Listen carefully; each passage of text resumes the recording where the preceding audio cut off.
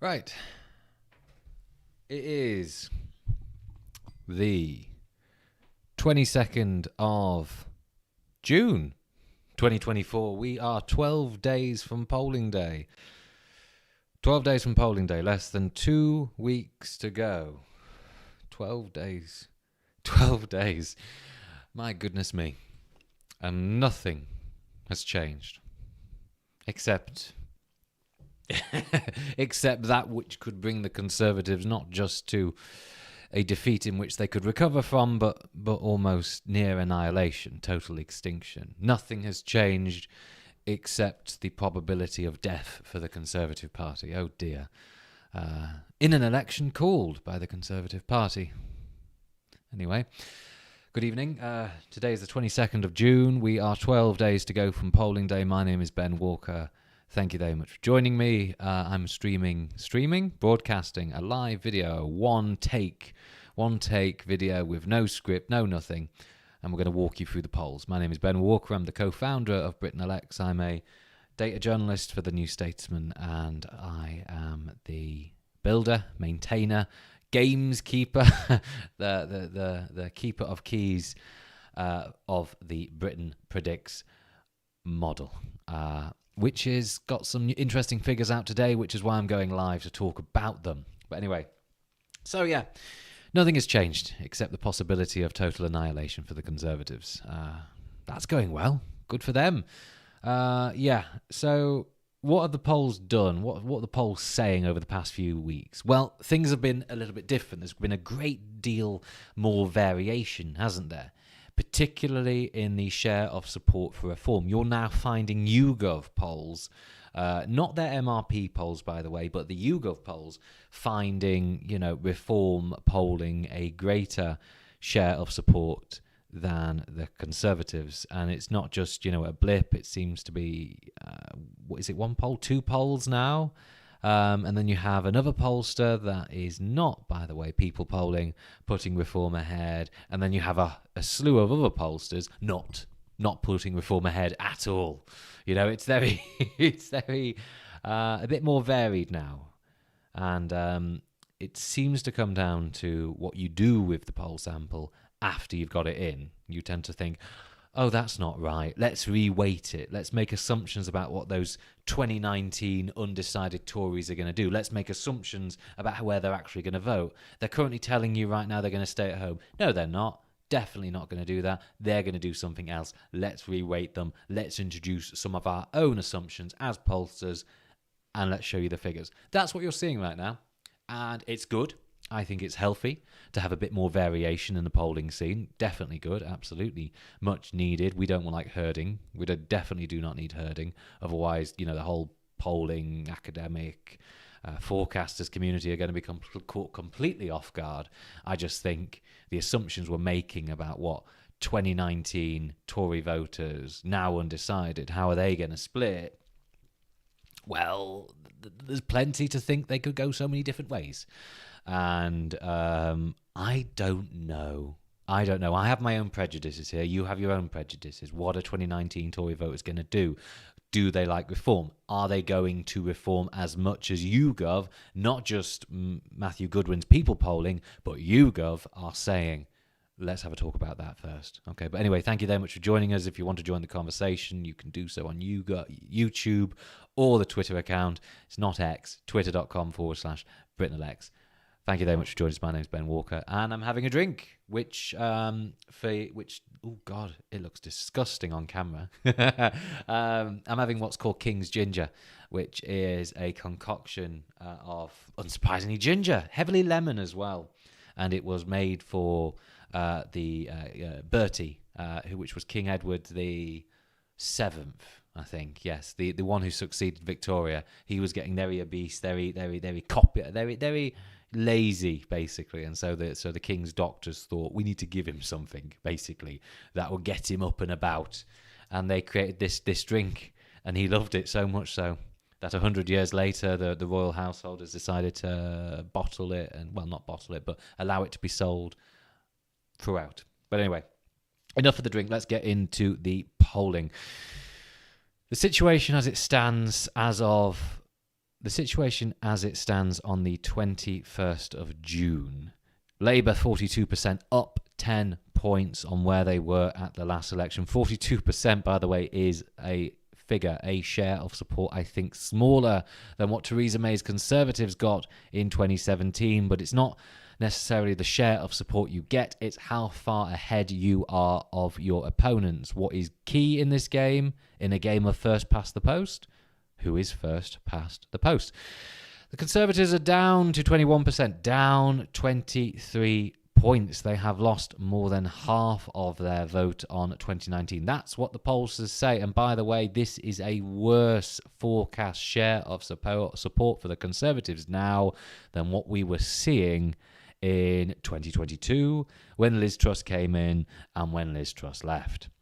The difference is the proportion of voters on the pitch going for Labour has declined. It's gone to a lot of other parties. Look at that increased support for reform there. They're currently on a forecast share of 16%. And I just want to make this clear. Pollsters that, show wildly out there figures that are not backed up elsewhere, such as a 24% share for reform, they don't factor. They don't factor in this tracker. And so what you're seeing really here is not the wildly outlier polls. It's what most pollsters are saying right now. Okay? Bear that in mind. Greens are on 6% now, up 3, looking to double, more than double, almost double their share of support on the last election. The Lib Dems are on 11%. I would always take that figure with, of course, a pinch of salt because, well, their support is overwhelmingly concentrated in about 50 to 60 seats that they contest. So, to be honest with you, them getting a similar share of support as they did at the last election is pretty much what we're all expecting, isn't it? Okay. To be honest with you, though, I think all the polls was pointing to a decline is quite reasonable now because the simple reality is we are likely to see a lot of tactical voting come at this election, particularly in Tory v Labour seats. There are a number of polls out there which point to Lib Dem voters in Conservative marginals, Conservative seats, that they would, when prompted, reconsider their vote and move to Labour. As much as 40%. We've trialled this. I trialled this years back, and the pollsters have just affirmed it the longer we go on. All right, very, very little has changed there. Lib Dem voters are willing to tactically vote Labour, mostly, not entirely, by the way. It does vary county to county. So in much of urban northern England, those prospective Lib Dem voters you have there, I would say about 40 to 50% of them, almost 60% of them, are willing to go Labour in a tight Tory v Labour fight.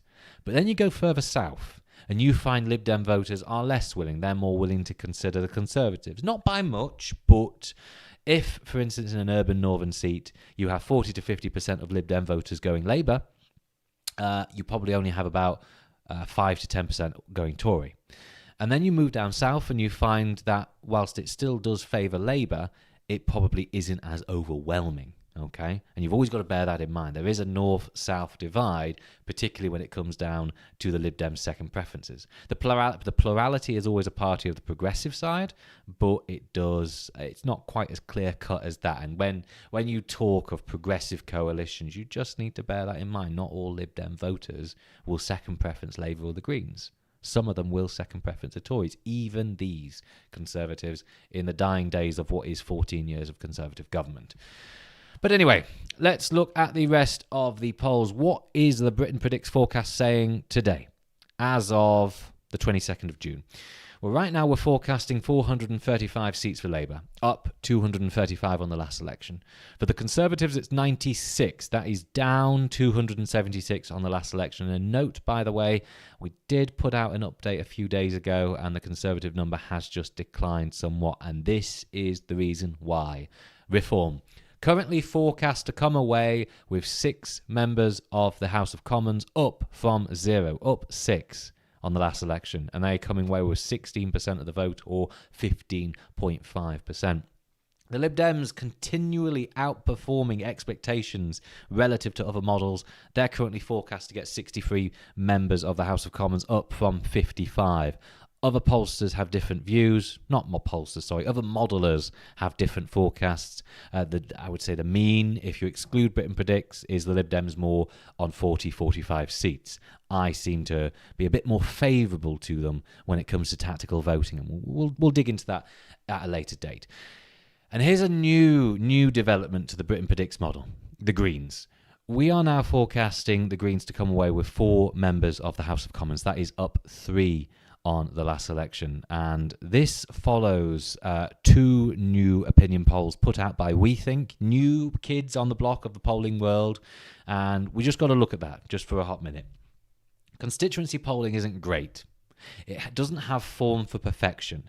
Getting more than 1,000 people in a constituency to be representative is a bit of a tricky deal, okay?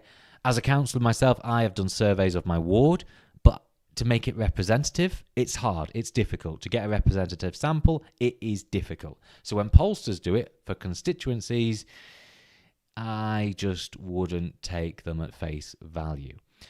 Nevertheless, 2 polls by We Think of Waveney Valley in Suffolk and North Herefordshire in, wait for it, gasp, Herefordshire, find the Greens coming ahead of the incumbent Conservative candidates. Now, quite wide margins, but you can triangulate that to say with some degree of certainty that they probably would be doing in certain other seats as well, not least, of course, Bristol Central. That's why the current Britain Predicts forecast finds them on course to win 4 MPs, up 3. Note, the current forecast hold for the Greens in Brighton Pavilion. Whether or not We Think, formerly known as Omnisis, has, it is absolutely accurate down to the decimal place or percentage point in their forecast figures for these 2 constituencies, the evidence is pretty clear that the Greens have some semblance of serious support in these 2 seats. And given Britain Predicts was already pointing them doing remarkably well in both seats, I think it's pretty clear that it would put the Greens ahead in both of them. And that's why the Britain Predicts forecast puts them ahead in 4 seats. The SNP are down to 24, losing literally half the number of seats they won at the last election. Note, though, as I say in every broadcast I do, there are plenty of seats in Scotland which come down to the wire. And Plaid Cymru are on course to win 3 seats in the House of Commons. By the way, that is the same number as they won last time, but when you recalculate the notional results, how the election would have gone on these new boundaries, the Plaid Cymru will be up 1 seat. Did I just say Greens? I meant Plaid Cymru. Plaid Cymru forecast to take away 3 MPs, up 1, although they are technically already had 3 in the last Parliament because of the old boundaries. Nothing yet indicating any other seats for independent candidates, but I haven't yet gone into introducing a dynamic which accounts for real, resentment by Asian voters against Labour. Haven't even looked into that yet, and I think it's something I will do before polling day. What does that look like on a map? Well, it's quite dramatically different to how it was before, and I just want to go in on that a minute. If we just look at this map, here is how Great Britain voted at the last election in 2019, all those years ago, in which many headlines were writing up Labour would require a decade and a bit to properly recover. And here is what would happen if an election was held now. And there are now 12 days to polling day. Okay? Quite dramatic. Let's take a look in what is happening in the specific seats. So much of Middle England, if you want to call it, that is swinging Labour's way. You have traditional marginals that, the Conservatives won that defined the Conservative breakthrough in 2010, such as Loughborough. You have this going comfortably Labour by a 20-point margin. Look at that over there. What was also a traditional Lab Recon fight? What about this one? Amber Valley. Labour winning that with just 36% of the vote. And by the way, you should expect to see this a lot, if indeed the polls bear out to be right. And of course, to assume so, assuming Britain Predicts is actually onto something here. There are going to be many seats won with low shares of support. And that is a consequence of the state of the Conservative vote being in free fall. It has collapsed across the board. Look at this one. Amber Valley, the Tory vote down 34 percentage points, more than half. It's silly. It's ridiculous. It is not normal. I said this when I was recording for the New Statesman podcast. I said it when I went on Times Radio. It is not normal. I sounded like a manic Alex Jones conspiracy theorist. This is not normal. But I suppose after 14 years of, a government being of the same party, maybe it's to be expected. Maybe it is to be expected. Not sure. Don't know. Conservatives down 34 points here. The free fall state of collapse for the Conservative vote means, and because it's going everywhere, note the 22-point rise for Reform here, the 4-point rise for the Greens, and the 9-point rise for Labour, means the ceiling of support, or rather, let me say that again, the bar needed to win is smaller, lower than it otherwise needed to be. So here in Amber Valley, you have a 36% share of support getting you the seat. In Broxtowe, seems a bit more traditional here. Low share of support for Reform there. You have it on 47%. What about Erewash? 39%. What about Rushcliffe, formerly Ken Clark's old seat? Ooh, that's all right. 39% there. My argument's falling apart here. What about this one? North West Leicestershire, 32%. It's not like the old days, is it? South Derbyshire, 33%. But Burton and Uttoxeter. Yeah, I need to visit these places. 36%, pretty good. What about Stoke-on-Trent South? Again, traditional Conlab marginal. Look at that share of support for the Lib Dems, going down 3 points there. 41% Labour, 41% Conservative. That's very tight, by the way. That is really tight. The Tories are down by, 20-something points nationally, and it's not out of the realms of possibility that they could cling on in a certain corner of Stoke-on-Trent, particularly Stoke-on-Trent South. You can, of course, explain that away with the fact they have more of a rural seat than they otherwise used to. But sure, the narrative that the Tories cling on in a part of Stoke-on-Trent is a narrative worthy of noting. Macclesfield, Labour, 38%. Tories, 23%. Congleton. Now, this is the kind of the point I'm trying to make here. Congleton. Labour are forecast to come away with less than 30% of the vote, and that gets them the seat. They need less than 3 in 10 voters to win that seat. Okay? Should we look at another case? Beverley and Holderness, 30% win there. Scunthorpe, bit more traditional, 45%. Where is my argument going to be proven right? This one. John Major's former seat. Labour, 26%. Conservative, 25%. Reform, 20%. It's a freeway, that. We've had very few freeways. I can probably identify about a dozen, but that is a dozen over the course of the past 20 years. As Low Tough says on YouTube, who's commenting, you can comment as I stream, a whole rainbow of Belfast Souths. Yeah, for those unaware, Belfast South normally splits a quarter for different parties of the Unionist and Nationalist side. And it seems as though that's what we're on course to see here in England. West Suffolk, Labour, 27%, up only 5 points on the last election. The Conservatives, 26%, down 38 points. Reform, 24, up 24. It's a freeway. Lovely. Right. Sorry, I just needed a drink there, and I had to make a loud thing. What about the seat that has caught a lot of the attention of, I was talking about this seat about last year, Waveney Valley. Pay attention to this. The Greens were really storming the council elections in this part of the world. And here's the forecast for Waveney Valley. Now, the level of tactical voting in a Green versus Conservative contest is, to be honest with you, not yet proven, because we don't really have much data to play with here. Nevertheless, the polls put out do point to the Greens performing quite well. And they do also suggest the Labour vote moving not wholesale to the Greens, but I think it's pretty much half of the Labour vote moving to the Greens. That feels on the high side in my view. Don't know if it's going to bear out.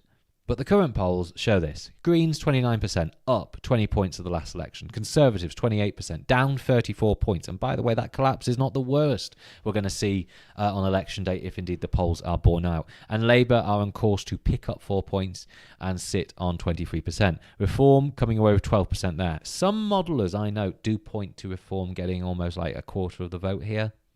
Not sure if that's true. I think you need to pay attention to factors beyond just demographic assumptions. The reason I think the Britain Predicts model does, in my mind, is a bit more, I think, more reflective of what this country is thinking rather than MRP models is because it also factors for local elections. It does actually have some actual local party strength to talk of here. Making demographic assumptions is an assumption.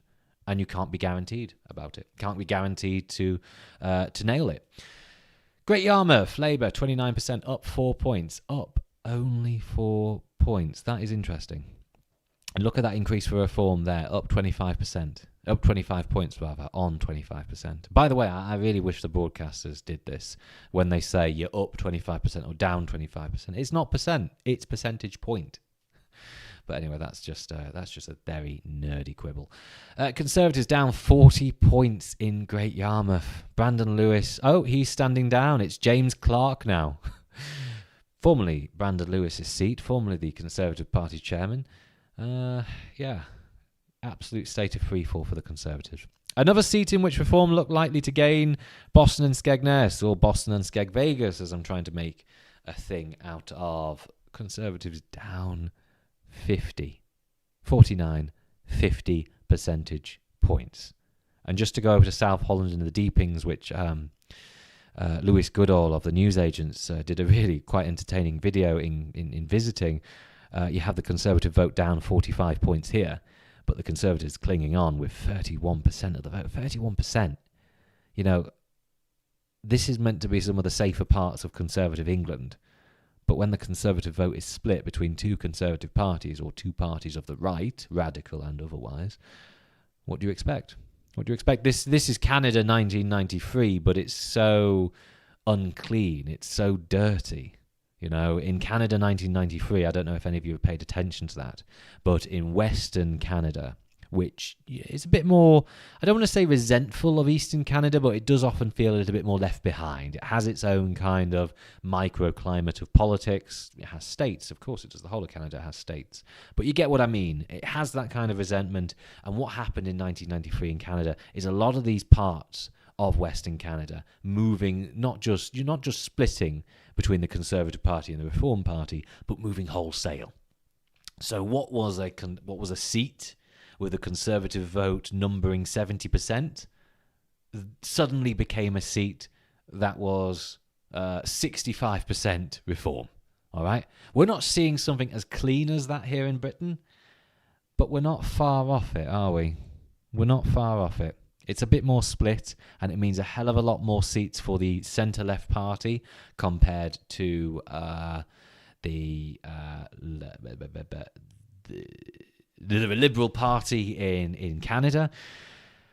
But we're not far off. We're not far off anyway. Louth and Horncastle, YouGov have identified this as a seat that Reform are more likely to gain than Boston and Skegness. I really don't think that's going to happen at all. Louth and Horncastle has a lot more posh Tories, if I can just be so demographically crude there, if I can be a bit crude. There's just a hell of a lot more posh Tories, and the Reform appeal is a bit more working class. It really does follow UKIP. Not one-to-one, by the way, and we need to look into that at a later date, which is perhaps why the Reform vote isn't, surging in the Yorkshire coalfields and parts of Lancashire. But it does follow the UKIP vote quite well. Not perfectly, but quite well. Ashfield, here's an interesting one. Yeah, this is perhaps one where I might need to look at again, but I don't know. Ashfield, Labour, 29%. They're going to win this with a 4-point increase. The other takes a quite strong second place here, and this is the Ashfield Independents. I don't really know how to model them. I've basically lumped them in with other, and they are kind of just going along with the flow in nationally, okay? But compared to the rest of the parties, Tories on 21%, Reform on 16%, Yeah, just 16, up 11. I want to look at that. But I would make the point that the appeal of the Ashfield Independents is not too dissimilar to the appeal for reform. The Ashfield Independents takes the more UKIP-y, takes the more anti-politics kind of vote, and does normally, okay?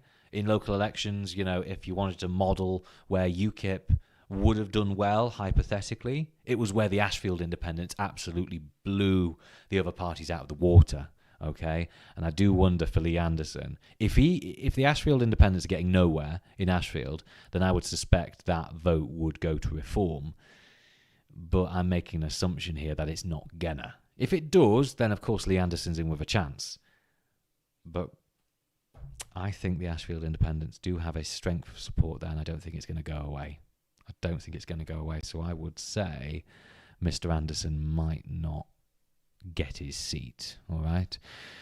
But someone who will get his seat is Mr. Farage in Clacton. Hegan Tank says this will age poorly. I'm happy to be proven wrong. I'm making assumptions here, and I'm putting my assumptions on the line with good reason. Clacton, Mr. Farage looks like he is on course to take this seat. He has more than a 10-point lead in Clacton here. Look at that. 37% for Reform, up 37 points. Conservatives down 47 percentage points on 25%. I'm being really dramatic with my voice here, but it really is some astonishing, eye-watering swings. For Clacton to vote UKIP in 2015 with the admittedly relatively popular incumbent Douglas Carswell, I think it's going to vote Reform with Nigel Farage in 2024 when Reform are polling. What are they polling? 16%. I think that's pretty much a done deal. So maybe my forecast share of support is actually understating them. I don't know. We need to have a look at that. Ooh, I forgot that. Oh God, I forgot to account for the new opinion poll in Clacton actually. Yeah, I've accounted for the opinion polls in Waveney Valley and North Herefordshire, but not in Clacton. I need to get back to that and update that later. But at the same time, Reform are forecast to pick up Castle Point and Basildon South in Essex, okay?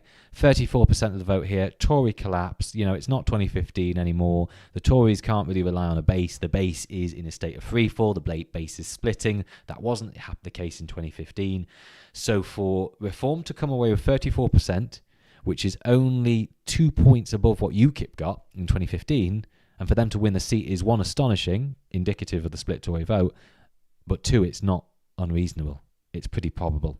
And look at this as well, Basildon South, it's looking like another freeway. This is another Belfast South here, 29% Reform, 26% Labour, Conservative 24%. And here's one that I'm looking at my model and I'm thinking, surely not. Hornchurch and Upminster. There was a historic UKIP vote here. I do remember it. They came away with 20-something%, sure. But Reform's forecast to come away with 28% here. Labour to come away with just a small 4-point increase with 27% as well. Conservative 26%. Is that really going to happen? My God. Getting a quick request to have a look at the southwest and southeast. I don't know what to say. I do not know what to say here. Well, first of all, let's talk about some more traditional Lib Dem marginals. Eastbourne looking like a very easy Liberal Democrat game for the Conservatives there. Tories down 24%, 24 percentage points. I do apologise. What about one they've always been gunning for in council elections, but seeming never coming close in general elections? Winchester. They really did put in a good effort here in Winchester at the last election, and I think they had a go in 2017. And it seems as though now that Winchester, which has formed for voting in Lib Dem candidates in council elections, is now going to go to the Lib Dems in the general election. Eastleigh as well. This is interesting. I'm getting messages saying that the Lib Dems are performing pretty poorly here, that a lot of it's going Labour. I'm getting that from the Labour people in the area. I don't know whether to believe that. But it does seem as though the Lib Dems should be on course for this seat to fall into their lap. How about that? All right. What was another request? What was another one? West Dorset, yes, look at that. Lib Dems up 7 points, Tories down 17 points. There was a lot of strong... the Lib Dems performed very admirably. Am I saying that right? It sounds wrong in my mouth. Anyway, the Lib Dems performed pretty well in the Dorset Council elections here. And to be honest with you, yes, they appear to be in pole position to take this seat. But what about this one, South Dorset? Yes, Labour took it in 2005, but it didn't seem to bear out in the council elections. I'm thinking about this, and I'm thinking, is this going to happen? Labour up 6 points. That's well below what they're up nationally, and the Tory collapse of 34 points, 19-point gain for Reform. It's not unreasonable, is it? What is interesting is that both Bournemouth seats are forecast to go Labour here. Look at that, an 11-point increase for Labour here, putting them on 43%. Another one, 11-point increase in Bournemouth West. There was some Labour strength in council elections, but to be honest with you, it was very... I'm making this a thing now. It was very Belfast South in the Bournemouth council elections. It was a quarter. And so Labour didn't exactly strike through and gain like they're gaining in, say, Worthing, which is on the Sussex coast here. East Worthing and Shoreham, they've got a lot of strength there. They've turned the council red. They should be on course to pick this up very, very comfortably. Although note, forecast is only a 7-point rise. Should be fine for them. What about this one? An 8-point rise here against Peter Bottomley. Is he the father of the house still? Father of the house still? Well, of course he is. He would be still. 8-point rise for Labour there. A 26-point fall for Peter Bottomley as the Conservative candidate there. What about the were you still up for insert moments? Penny Mordaunt here in Portsmouth North. The current forecast has it quite tight, I have to say. Labour, 38% up 11 points. The Conservatives, 35% down 27 points. And Reform are on 18%. We're just going to let that sit there for a moment. This is Portsmouth North. Penny Mordaunt, Conservative candidate for the leadership, former Conservative candidate for the leadership. She's on course to lose her seat by a margin of 3 percentage points. That's margin for error stuff. Margin of error. And to be honest with you, I would look at that and I'd say coin toss forecast.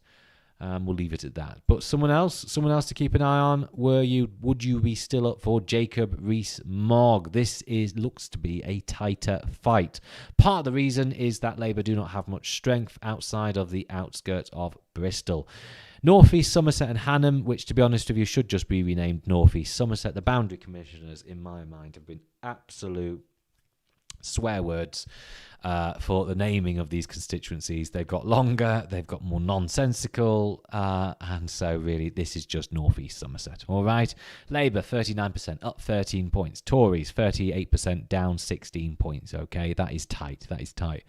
But yes, Jacob Rees-Mogg currently as well forecast on a coin toss to lose his seat in the House of Parliament. And then of course we turn to Bristol Central. Look at that. Just now, we have the Greens on course to gain this seat from Thangam Debonair, the Labour candidate. Labour down 19 points here. The Greens up 14 points. Not much more to say to that, but I do want to just turn to Brighton Pavilion because we also have Greens on course to hold this because despite the effort, despite the talk of the town that Labour might pick this seat up, need more evidence than just the local council elections, to be honest with you. We need a bit more evidence, and I do apologise. I haven't edited that, the Sharnberry error there. South West England, a lot of it returning to the Lib Dems in a way that we were last seeing in 1997. I don't get when people say, we're overstating the number of Lib Dem seats. It doesn't make much sense, particularly when we know there's Lib Dem strength on the outskirts of Cambridge, particularly when we know they are in with a chance in Godalming and Ash against Jeremy Hunt here. We know they have strength in Oxfordshire. We know they have strength in Surrey, in London, in Hertfordshire and elsewhere. The idea that they are going to not come away with, 40 to 60 seats feels a bit of, like you're playing the expectations game there. You're not being realistic, okay? Nevertheless, Northern England looking more and more safely Labour. What were people asking? Thoughts on Cheshire being red? Yes, I know. And I look at these numbers and I don't believe them. Tatton especially. Labour, 31% up 8 points. Tatton. The biggest population centres being Knutsford, in which I don't think we've had much Labour strength ever. And Wilmslow, in which there is, I think, a little bit more Labour strength. It's more closer to Handforth, famous place, famous site of a battle there. I look at these numbers and I find them hard to believe too, to be honest with you. But if I may speak to you bluntly, I do talk with people who are organising campaigns. I do talk with people who are, looking at the numbers from their own party side. And I talk with people from across a spectrum. People who are watching this stream, I'm a Labour member, I'm a Labour councillor, but I think people on the Conservative and Liberal side know that I maintain a degree of neutrality when it comes to election analysis here, and I speak with people from all sides, and a lot of them are saying, yeah, it lines up with what we're expecting, especially Harrogate and Knaresborough. Lib Dems 39%, Tories 25%. That's looking like a very clear-cut Liberal Democrat gain from the Conservatives there in Harrogate and Knaresborough. North Shropshire looking a bit tight, very tight there. Oh, look at that. There's a 0.1 point majority forecast for the Liberal Democrats, partly as a consequence of the level of squeeze on Labour doesn't appear to be that much. Well, it is actually quite big, but anyway, let's see whether that develops over the final 2 weeks of the campaign. I've just received a comment from Low Tough. Just noticed reform in mid-Bucks. Yeah, mid-Buckinghamshire, and look at that. Reform getting in on 26% of the vote. Conservatives, 25%. Labour, 20%. Liberals, 16%. And by the way, here's one that I think has annoyed some people. Aylesbury. It's another Belfast South. Belfast South, okay? But I've made this, yes, this is going Aylesbury. This is going Liberal Democrat, according to the Britain Predicts forecast as right now. Lib Dems on 27%, up 5 points. Tories on 23%, down 29 points. Reform on 20%, up 20 points. Was there a Brexit Party candidate? Oh, boundary changes. Boundary changes where? Oh, Luton? I'm not sure about that. Okay, I'll have a look in that. Labour, 20%, down 3 points. The reason the Lib Dems do so well in this, and a forecast to get it, is because who represents the council seats in the most built-up bit of the seat? Not Labour, not independents, not other parties, not the Greens, but the Lib Dems. The Lib Dems have a power, a strength, a base of voters in the Aylesbury town area, okay? And so for them to do quite well makes a bit of sense. For the Conservative vote in this seat to, in a state of freefall, for some of it to go Lib Dem, makes a bit of sense. Makes a lot of sense, actually. What about another one? Stratford-on-Avon. Formerly Nadeem Zahawi's seat. Liberal Democrats, 29%, up 4 points. It's also almost falling into their lap, isn't it? They got a quarter of the vote here last time, and so they are probably by default going to take this seat. They're probably not expecting to. They're probably not planning to. Actually, I think they are. I think I have a Lib Dem friend who is not far from here, and I think he's putting in the effort. Yeah. Oh, Chichester. Oh, that's interesting. Chichester isn't going Liberal Democrat. Okay. Didn't expect that, to be honest with you. Gillian Keegan looks on course to hold her Chichester seat. Even I'm not sure that would be the case. 36%, but look at the number, look at the change in share of support. It does make some semblance of sense, doesn't it? Lib Dems up only 6 points, Tories down 23 points. And the Lib Dem increase of 6 points, look, that's against the national backdrop of them being down 1-2 points. So I suppose it makes some sense. I just got a question about reform. I'm just going to put it up on the screen and going to take a drink.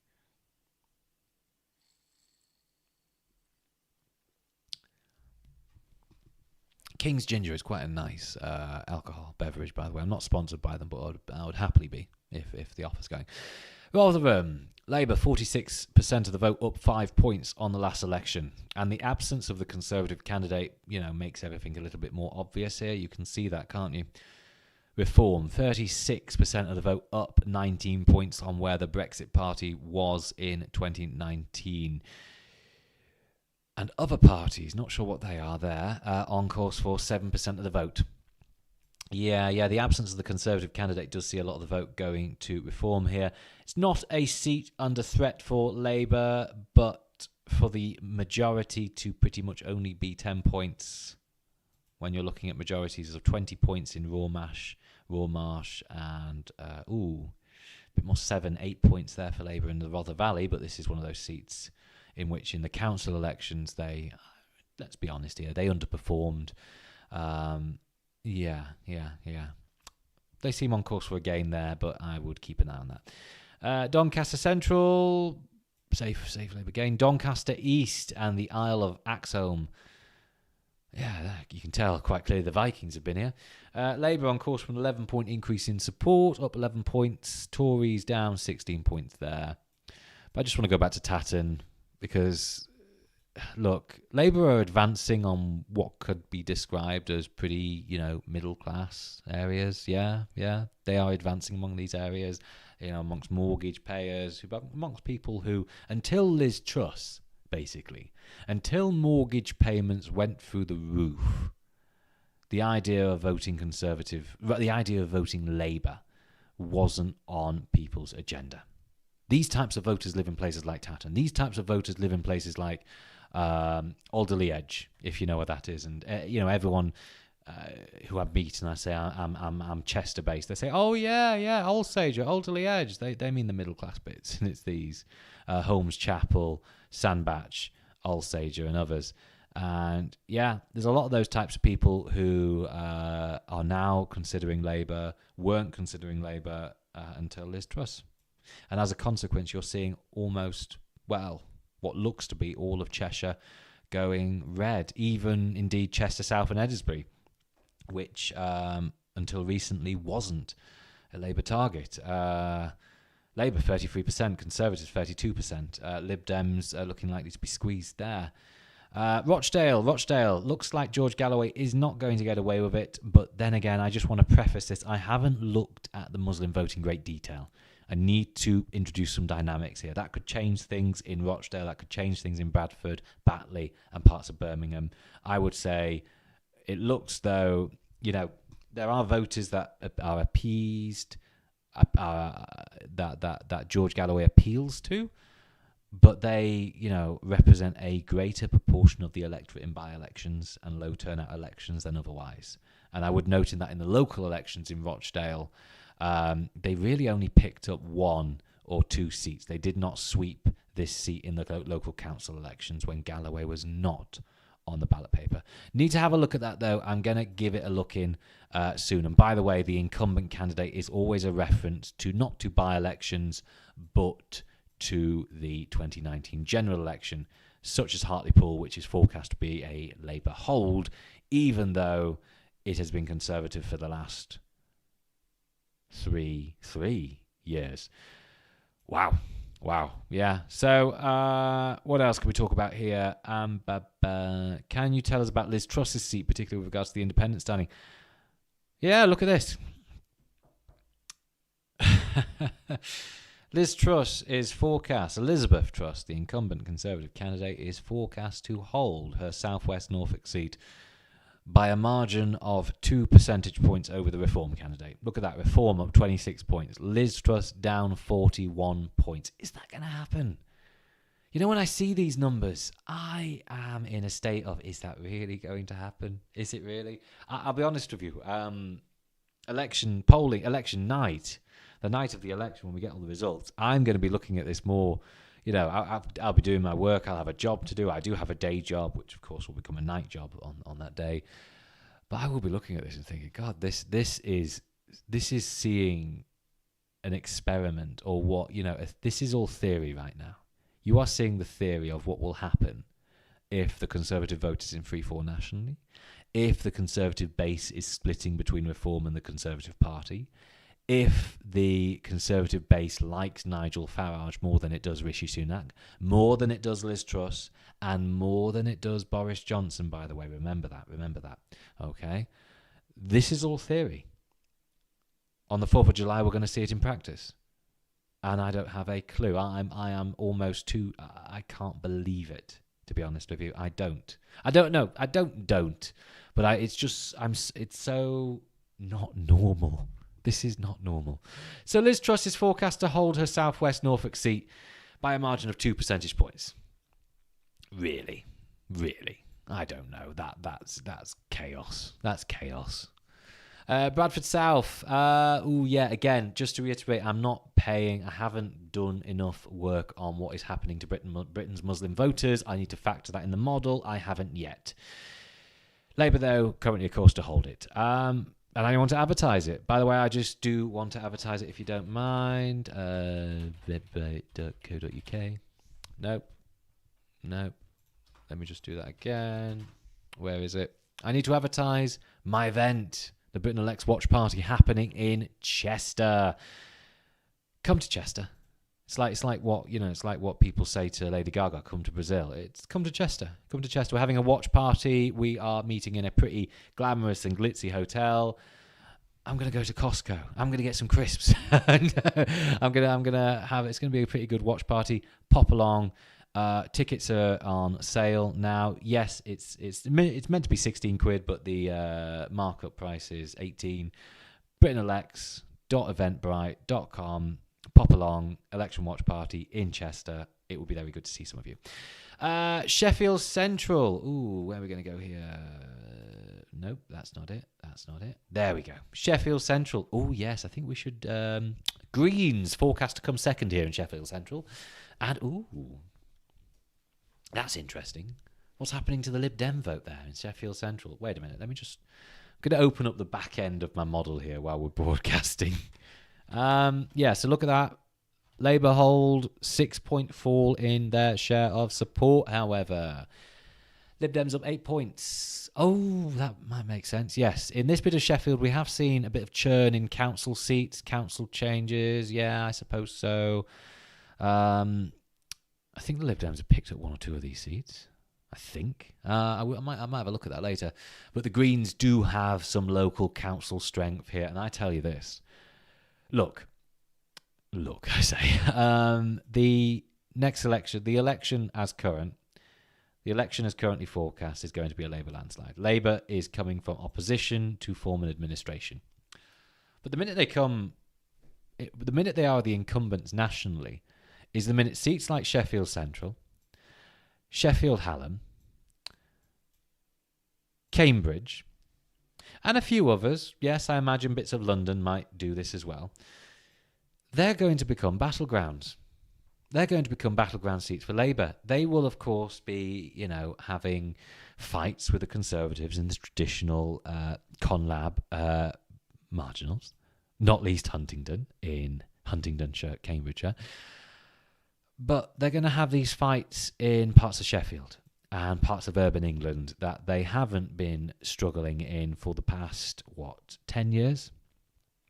Yeah, Labour needs to pay attention to that. Sheffield Central, currently easy Labour hold, but the Greens coming second. Anywhere else that we can look at is quite similar. Manchester Central, Tories still in second there. Salford, Labour, Tories still in second. Stretford and Urmson, Worsley and Eccles. Looks like 4 might come second there. Bolton South and Walkden. Labour only. Barely seeing an increase in support there. That's interesting. What about Bolton North East? Looking like an easy Labour gain by 20-point margin. What about Bolton West? Which I think is Mr. Teal's favourite seat. Or is it Boltley and Atherton? I can't remember. Oh, it's around here anyway. Yeah, looking like an easy Labour gain. What about Southport? Southport goes from being just a seat about the town of Southport, includes Hesketh Bank and Tarleton, looking like a pretty comfortable Labour gain there. But note this, the Labour vote is only up 4 points. Really? That's interesting. That's something to pay attention to. Birkenhead, yes, another one to pay attention to in the future. Looking like Alistair McGovern's going to get in quite comfortably, but the Greens should come second, should edge the Tories for second here, but it's a very distant second. But if you're a Labour voter here, you're unhappy with the Labour government 5-10 years down the line, where you're going to go? Probably going to be the Greens, and it probably could be quite easy for the Greens. Chester South and Edinburgh has been designated a tactical vote in favour of Labour. Look at that, Labour up 12 points. Similar to what you see in a fair few battleground seats. The Tory vote down 27 percentage points here. Reform up 12.7 points. Oh, yes, because they had a bit of the old City of Chester seat. And the Lib Dems to be squeezed from 15% to 9%. Yeah.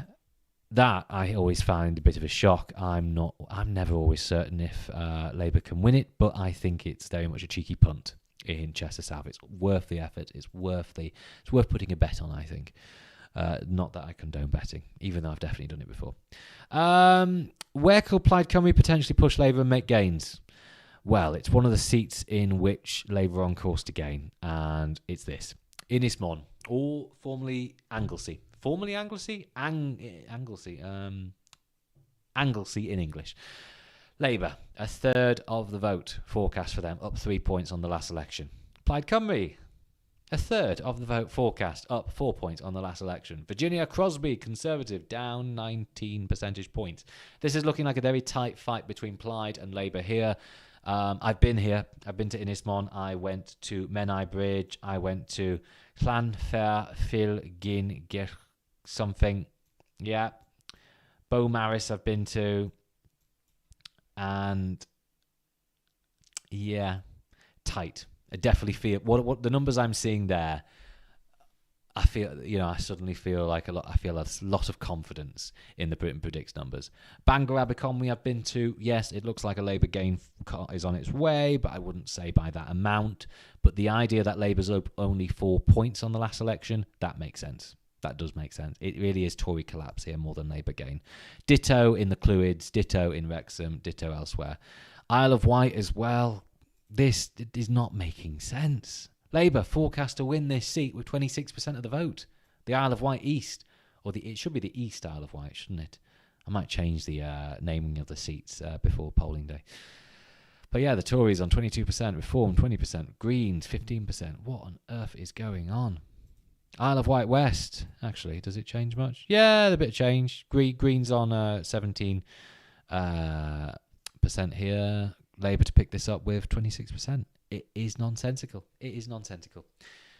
Yeah, Andy Kay just asked, the model output Google Sheet doesn't include the winner. I'll add that. Yeah, I'll add that. I have that somewhere. But there we are. So, the sun is setting now, and you can see I've burnt. I've burnt.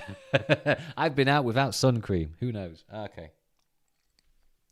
So there we have it. A current forecast has the Labour Party on course for 435 seats.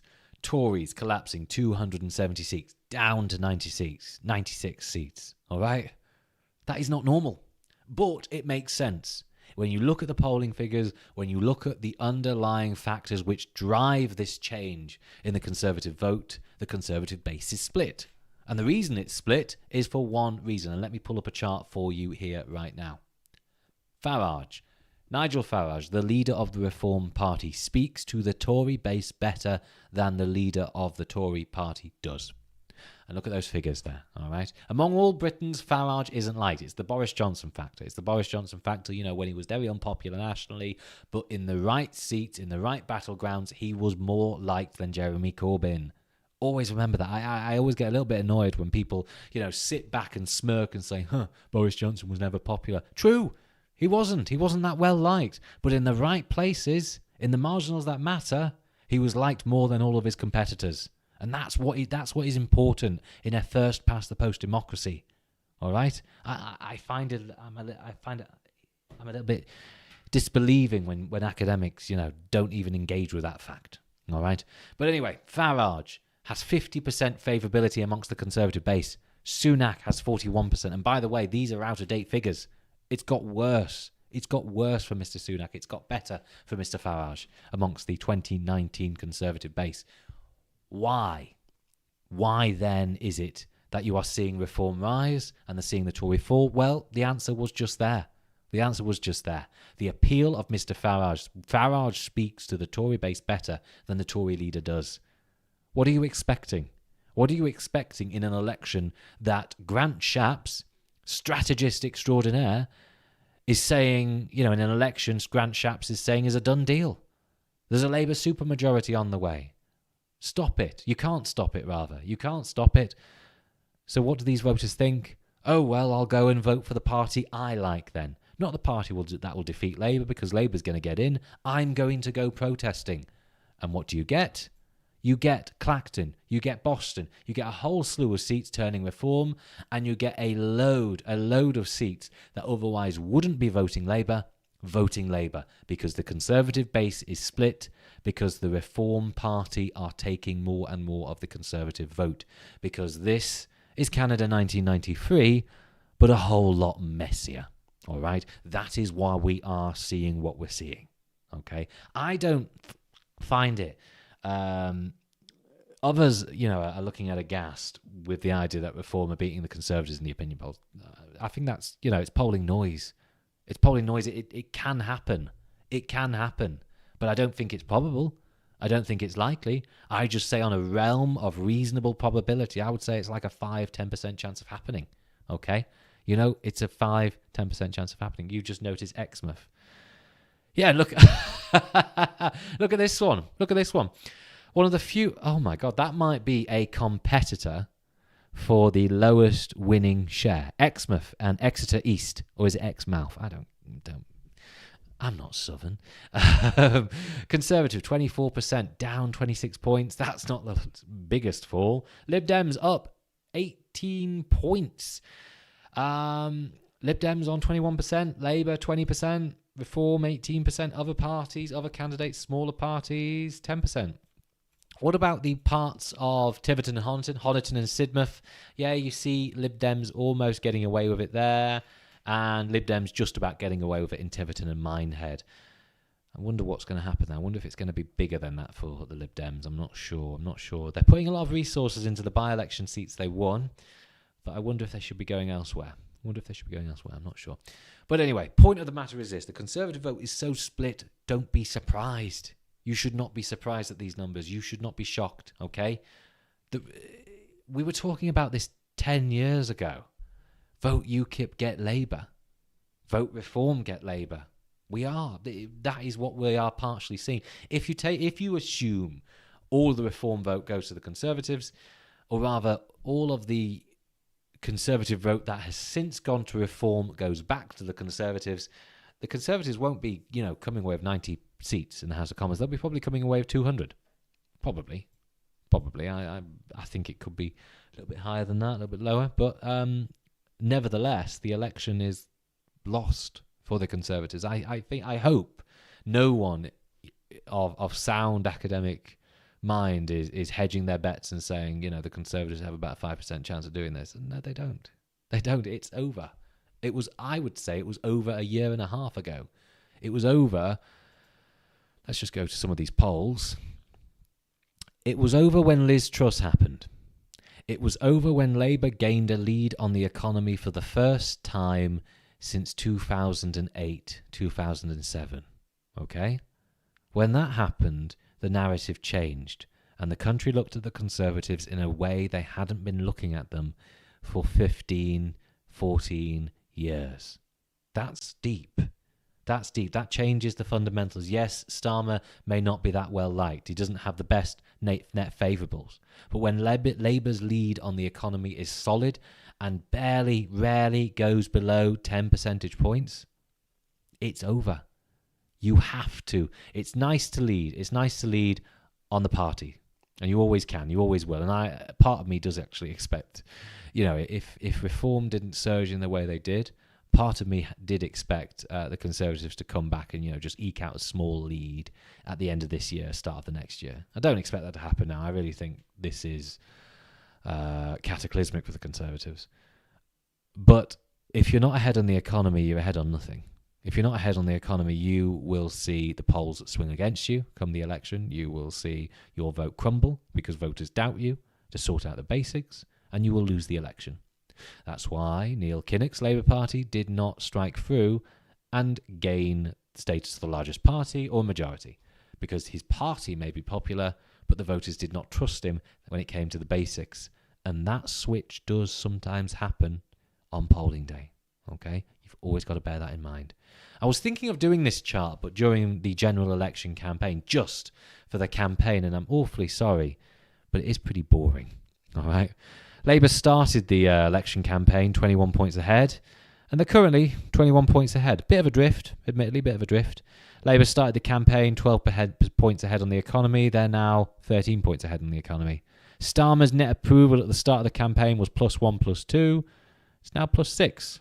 Not bad going for him, actually. That's quite good. Quite a small increase, but positive for him. And Starmer's lead over Sunak was 12 points. Now it's 14 points. Not bad going. Sunak has seen his favourable increase incrementally. It's nothing much to, go home about, but yeah, something. And I say this is the killer statistic. This should be the statistic.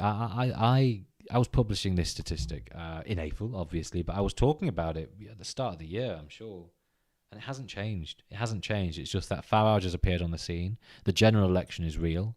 The notion that the Conservatives are going to gain a fifth term is dead. Few Britons believe it. I don't think any voting Britain believes it. And so Conservative voting Britons, what are they going to do? I think they'll go for the party they like most. I think they'll go for the person they like most. And that could be Nigel Farage. And that's why the polls are the way they've been. So, the sun is slightly setting. This is getting a little bit darker, and I haven't even finished my drink. So, this is it. Labour are 20-something points ahead of the Conservatives. I think it's 21 points now. They have a 13-point lead on the economy. Nothing's changed. Nothing's changed since I last did my broadcast. And it's over. It's over.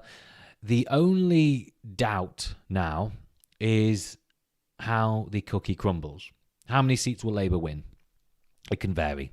The Britain Predicts forecast expects a significant split in the Conservative votes, small C Conservative vote.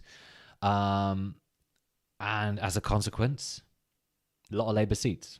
If it doesn't split that much, if it unites, rallies in the marginals that matter, then Labour's numbers are going to be lower. But we're currently forecasting 6 Reform seats, 3 seats for the Greens. That's a new development, by the way, a consequence of 2 new constituency polls. You need to pay attention to them.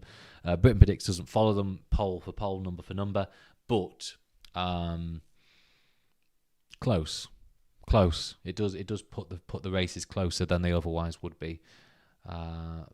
For the Greens, rather. Closer for the Greens than the polls implied.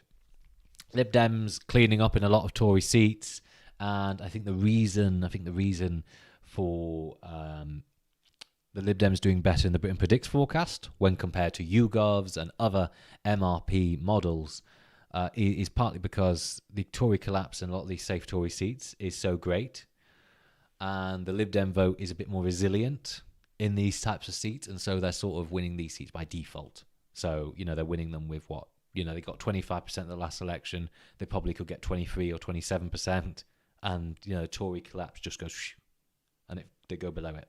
They go below it, and those seats fall into the laps of the Liberal Democrats. My God, I don't know what else to say. A home bargains glass when you see one. It's not home bargains. Is it home bargains? It might be home bargains. I don't know. Right. Okay. So if you want to see the model, you can do so. Go to sotn.newstatesman.com. Look at it. Read it. If you need to subscribe to it, do. Come on. We need to make money. Come on. Nothing is free. Nothing is free. Hard work is not free. Hard work deserves reward, surely. But anyway, yeah. I expect, yes, actually, Chris Mower makes a pretty good point. The progressive vote has always been split. Now it's happening on the right.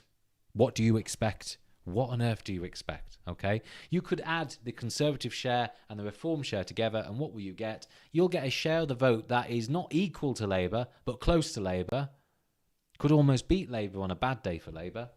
Doubt it'll happen, but it's not it's not out of the realms of possibility. And what do you end up with? You'll still end up with a significant Labour majority. What has been happening to progressive parties for the past few decades is now about to happen to a party on the right in a dramatic and big way. We just don't believe it. We just can't believe it. And so it's just so unrealistic. It's so extreme. What do you expect? I think it's going to happen anyway. I just don't believe it when I see those numbers. I expect Labour to come away with more than 400 seats. I expect the Conservatives to lose, upwards of 200 seats, absolutely. But when I look at the seats forecast, really? Rutland? Really? Bits of Norfolk? They were winning in 97. Well, actually didn't even win in 97. Rushcliffe actually makes sense, to be honest with you. Give me a wild card seat.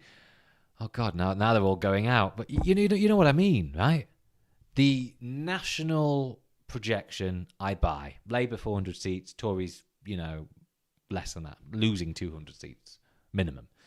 And then I drill down into the seats and I just don't believe it. I can't believe it. But I have to. I think this model is sound. I think this Britain Predicts model is onto something and is doing it pretty well. It changes. When I get new data, I put it in and I want to try and add a sort of dynamic for how Britain's Muslim vote is going to go, based on its growing antipathy towards the Labour Party. It's interesting. It's interesting. It is interesting, isn't it? It's extremely exciting, not just, for your own partisan prejudices, but primarily for this is British political history in action. We are going to have an election result, the likes of which I don't think we've ever seen, because you are having the main party, one of the two main parties, on course for an event that is not normal. Now, okay, let me think back to 1983. Were we saying this about the Labour Party in 1983? If we did a model like this in 83, would we be looking at Labour, losing a slew of seats to the SDP? Ooh, I don't know, actually. Maybe. I'm not sure. Maybe we're getting as dramatic as we were in 83. I don't know. I doubt it. I think it's quite different. It is different. It has to be different, surely. But I'm going to look at that anyway. But yeah. Anyway, this probably concludes this stream. I'm getting quite tired now. I need to go outside, preferably with some sun cream. But yeah, that's pretty much it. I'm going to be back. I'm going to stream again. We're going to see you again. We're going to do another model update. And I have more work to do on the model. Britain's Asian voters. I need to see how does this compare to 1983? What were the polls saying then? What would a model like this say then? Don't know. It's all quite interesting. It's all quite exciting. The known is this: the Conservatives are going to win. The unknowns are this: the scale of the Labour lead, the scale of the Labour win, and how split is the Conservative base actually going to be? Don't know. Right, that probably concludes it. If you want to come to a party on polling day, or rather election night, come to Chester. It's quite good. It's a lovely place. I'm a councillor for here. I'm a councillor for the city centre. I have to sell it like this. We just had a Midsummer Watch Parade, which was absolutely superb, right? And then I have people say on Facebook in these local Chester chit-chat groups, so the city's dead, it's gone to the dogs. How dare the council, they always say Labour Council, how dare the Labour Council do this? And we have superb foot traffic in the city, a lot more trades going on. There's a hell of a lot of empty units, absolutely, but that is the national economy. But Chester's good. Chester's doing all right. And yeah, come visit, because I'm hosting my election party there. Anyway, that concludes it. Thank you very much for watching. Interesting times, to summarise, and 12 days to go. That's pretty much it. Thank you very much for watching, and we'll see you another day. Goodbye. How do I do this? Is this it? There we go.